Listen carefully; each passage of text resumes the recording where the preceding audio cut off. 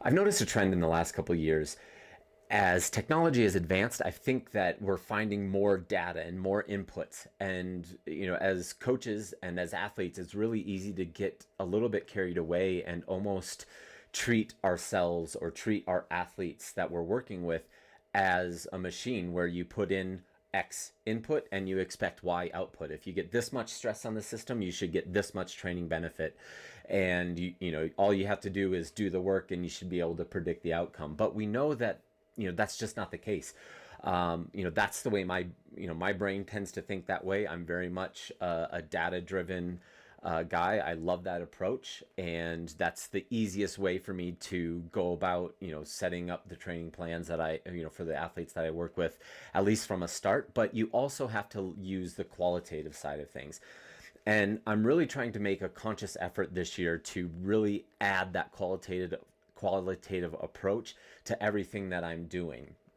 I still love the numbers, but I still believe that the qualitative side of things is extremely important, and that's, maybe a little bit harder to measure, but there are a lot of tools that are out there already that have been created, that have been validated, and that can help us do that a little bit better. Bellsant is one of these companies I've been testing out this year. And at first glance, you might look at it and think, "Oh, it's just another blood test company or a company that tells you what's going on with your biomarkers and kind of stops there." Bellsant evaluates 11 systems of health and 92 biomarkers from the combination of a blood test, wearable device data, and then their unique series of in-app physical and mental strength assessments.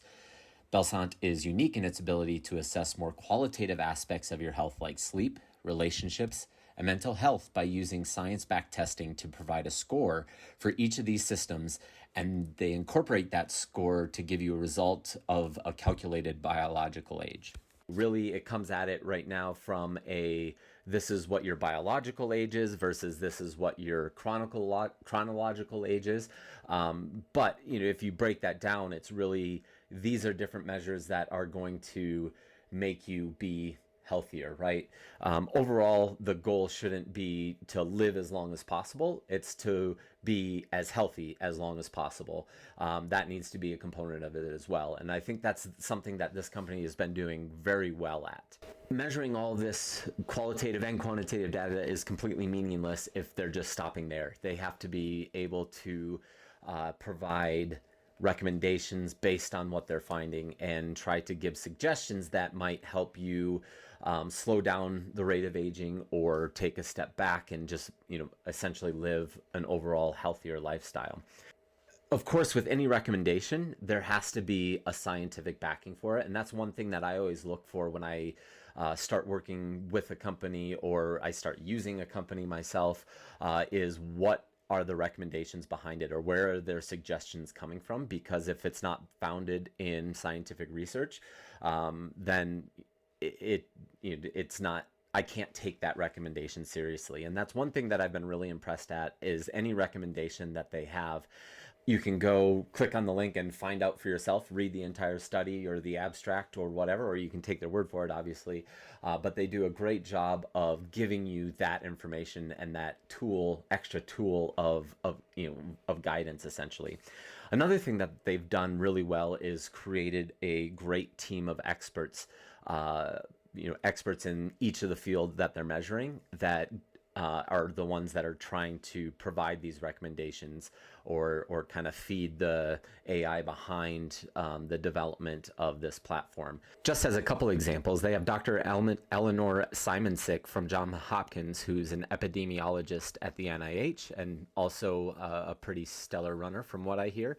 Also have Dr. Michael Lustgarten from Tufts, who is the lead scientist at the Human Nutrition Research Center on Aging. His work is largely focused on the gut microbiome, oxidative stress, exercise, and sarcopenia. They have their entire board listed on their website, but yeah, they've done a great job assembling a good team. Again, the people behind it are just as important as the platform itself, because if you don't have the right people giving the suggestions and giving the guidance, then you can't really trust the guidance that you're getting.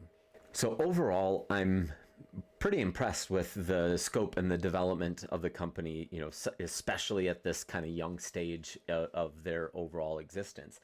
My personal experience with them has really matched my opinion on how they went about everything, designing and everything. It's been quite positive.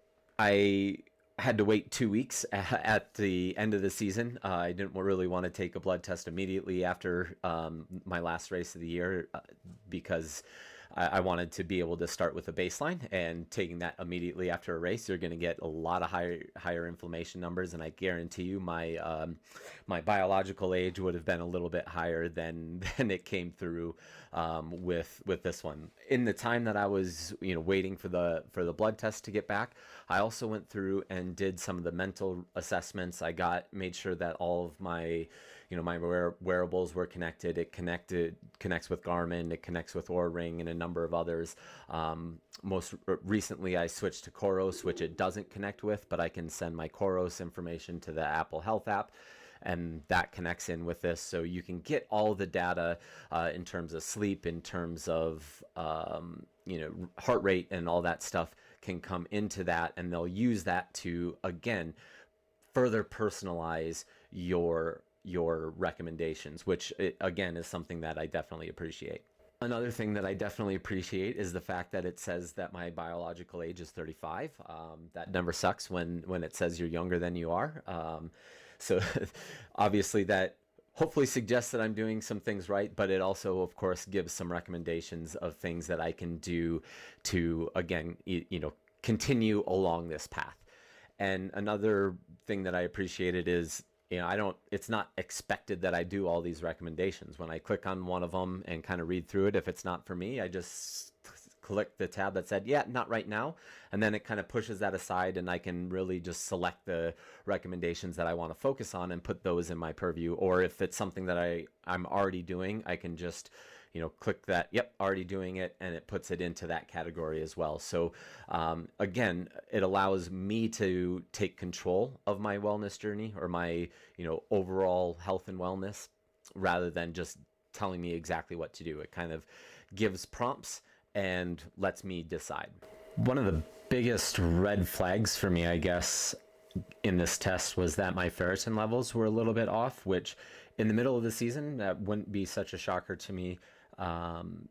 But given the time of the year, I'm coming off of my break. Perhaps it wasn't a long enough break before I did the test, but having low ferritin coming off the break is definitely something that I don't really want to see. And so that's an area that I'm going to need to try to address specifically. So when I look at my overall health profile, obviously the first thing you see is the biological age, which is always encouraging to see a good number there. Then you slow down and you see like the optimal and the typical, categories.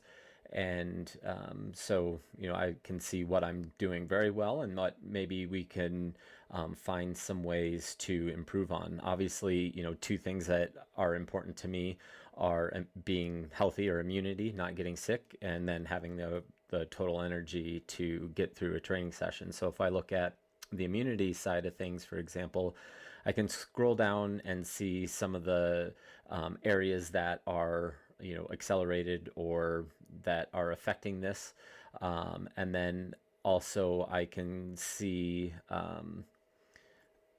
some of the recommendations here of things that I can do to help improve this area. So ensuring proper folate consumption, for example, click on that, scroll through, see what their recommendations are, and then I can add that to my list and go back and look at more things that they can suggest and ways that I can improve the overall area.